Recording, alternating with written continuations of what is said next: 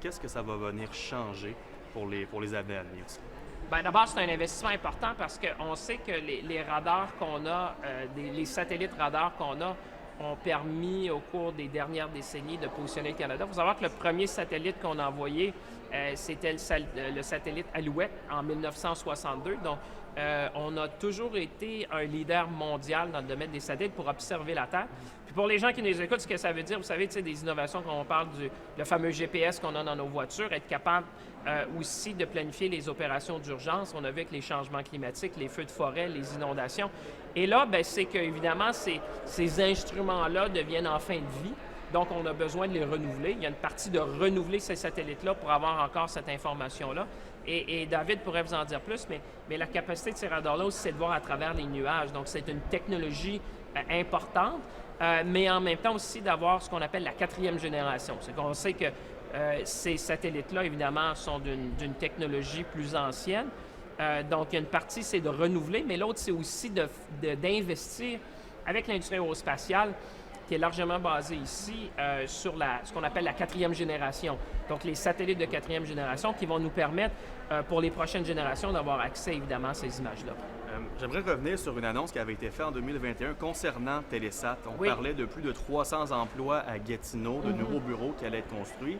On est rendu où dans ce projet-là?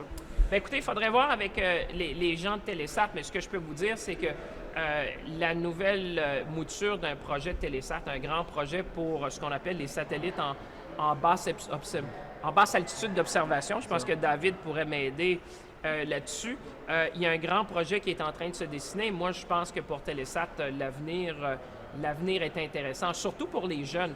Hein, on sait que ce qu'on va attirer, c'est des jeunes scientifiques, des jeunes spécialistes, des jeunes techniciens qui vont permettre, évidemment, d'avoir des opportunités. Moi, je pense qu'aujourd'hui, ce qu'on parle, ce qui est intéressant, c'est d'opportunités, c'est de possibilités pour les prochaines générations d'aller dans un secteur d'avenir qui est évidemment le secteur spatial. Parce qu'à l'époque, on avait promis de nombreux emplois, des emplois bien payés. Il y avait eu énormément d'engouement pour la région de Gatineau-Ottawa, mais depuis ce temps-là, à moins que je me trompe, il n'y a rien de nouveau qui a été annoncé par rapport à ça. Il faudrait voir avec la direction de Telesat. Moi, ce que j'entends ce que j'entends de leurs partenaires, c'est qu'effectivement, ils sont à préparer le prochain grand projet de Telesat. Alors, toutes les informations que j'ai indiquent que les choses vont rondement, mais peut-être que la direction pourrait vous donner plus de détails sur le nombre d'emplois actuels, mais certainement pour le futur, moi, je pense que ça regarde bien. Merci beaucoup. David est là, si vous avez des grandes questions. Moi, il faut que je vous laisse parce qu'il faut que je retourne à la Chambre des communes aujourd'hui, mais vous avez le grand spécialiste, là. Vous ne pouvez pas avoir mieux que ça. Vous en avez un qui est allé dans l'espace, pas quelqu'un qui parle d'aller dans l'espace. À mon âge, ils ne prennent plus des gens de cet âge-là. Tasser un peu sur la droite, puis sur À droite. Merci beaucoup, oui, comme ça, parfait. Donc, en fait, la même question un peu que posait M. Champagne, un investissement comme aujourd'hui, qu'est-ce que ça va venir changer pour les futures années pour le domaine spatial canadien? Mais d'abord, je vais prendre un pas de recul puis expliquer pourquoi c'est important pour le Canada, pour les Canadiens et Canadiennes, l'observation de la Terre et les satellites. On vit dans un monde connecté maintenant où on prend pour acquis plein de données qu'on a, d'images qu'on a, mais tout ça, ça n'arrive pas par magie. Hein? C'est de l'investissement, c'est des compagnies, des milliers de personnes qui travaillent là-dessus. Tout le monde ici, on utilise un satellite peut-être à chaque 5 minutes de notre vie. On s'en rend juste pas compte. C'est comme notre infrastructure invisible. Puis pour un pays moderne comme le nôtre, c'est important d'avoir le contrôle sur nos propres infrastructures dans l'espace.